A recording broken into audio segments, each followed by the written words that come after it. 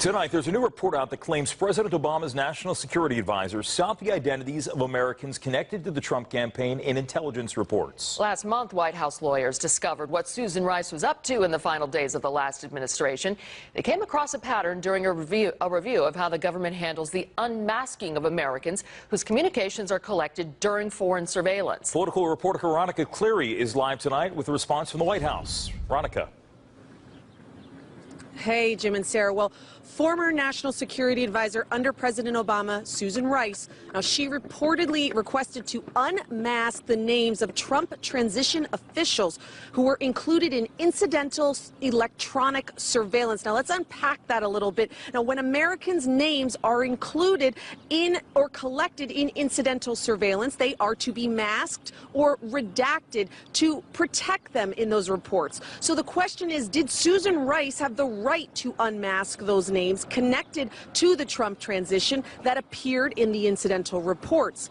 Was it legal? Now, the current practice of unmasking U.S. names, it's reportedly can occur when there is a foreign intelligence value to doing so. Now, that idea of a potential foreign intelligence value, that is a broad definition in scope, and it may very well defend Rice from any charges of illegal actions through her requests. Now, in today's press briefing with the press secretary, he said that Sean Spicer said that he would not comment on this any further until there was a conclusion of those congressional committees, but he did criticize the press for not really covering this story more aggressively after it broke. Take a listen.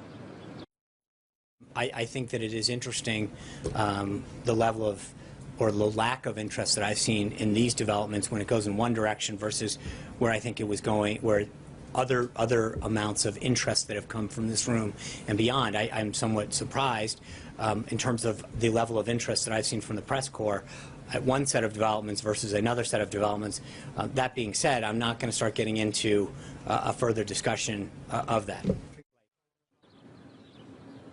Let's take a look at this tweet from Senator Rand Paul. He called this report a smoking gun. He went on to say Susan Rice said to have been spying on the Trump campaign. He included a link to a Bloomberg article on the story. So what do you think when you hear this story? Do you think it's the smoking gun that really gives evidence and credibility to President Trump's claims of surveillance during his transition by the Obama administration?